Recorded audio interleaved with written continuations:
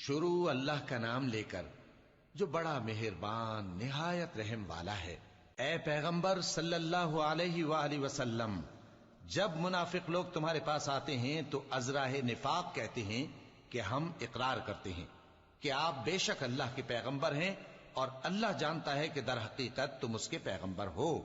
اور اللہ ظاہر کیے دیتا ہے کہ منافق یقیناً جھوٹے ہیں۔ انہوں نے اپنی قسموں کو ڈھال بنا رکھا ہے اور ان کے ذریعے سے لوگوں کو اللہ کی راہ سے روک رہے ہیں۔ کچھ شک نہیں کہ جو کام یہ کرتے ہیں برے ہیں، یہ اس لیے کہ یہ پہلے تو ایمان لائے پھر کافر ہو گئے، تو ان کے دلوں پر مہر لگا دی گئی، سو اب یہ سمجھتے ہی نہیں۔ اور جب تم ان کے تناسب اعضاء کو دیکھتے ہو تو ان کے جسم تمہیں کیا ہی اچھے معلوم ہوتے ہیں، اور جب یہ گفتگو کرتے ہیں تو تم ان کی تقریر کو توجہ سے سنتے ہو، گویا لکڑیاں ہیں جو دیواروں سے لگائی گئی ہیں،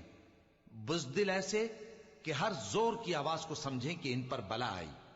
یہ تمہارے دشمن ہی ہیں، سو ان سے محتاط رہنا، اللہ ان کو ہلاک کرے، یہ کہاں بہکے پھرتے ہیں۔ اور جب ان سے کہا جائے کہ آؤ رسول اللہ صلی اللہ علیہ وآلہ وسلم تمہارے لیے مغفرت مانگیں، تو سر ہلا دیتے ہیں، اور تم ان کو دیکھو کہ تکبر کرتے ہوئے رکے ہی رہتے ہیں۔ تم ان کے لیے مغفرت مانگو یا نہ مانگو، ان کے آگے برابر ہے، اللہ ان کو ہرگز نہ بخشے گا، بے شک اللہ نافرمان لوگوں کو ہدایت نہیں دیا کرتا۔ یہی ہیں جو کہتے ہیں کہ جو لوگ رسول اللہ صلی اللہ علیہ وآلہ وسلم کے پاس ہیں ان پر کچھ خرچ نہ کرو یہاں تک کہ وہ خود بخود بھاگ جائیں، حالانکہ آسمانوں اور زمین کے خزانے اللہ ہی کے ہیں، لیکن منافق نہیں سمجھتے۔ کہتے ہیں کہ اگر ہم لوٹ کر مدینے پہنچے تو عزت والے ذلیل لوگوں کو وہاں سے نکال باہر کریں گے،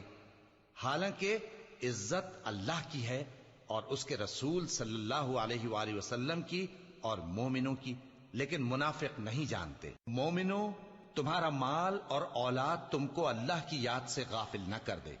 اور جو ایسا کرے گا تو وہ لوگ خسارہ پانے والے ہیں۔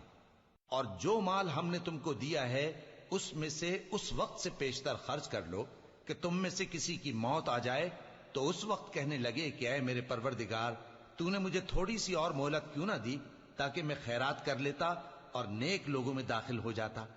اور جب کسی کی موت آ جاتی ہے تو اللہ اس کو ہرگز مہلت نہیں دیتا، اور جو کچھ تم کرتے ہو اللہ اس سے خبردار ہے۔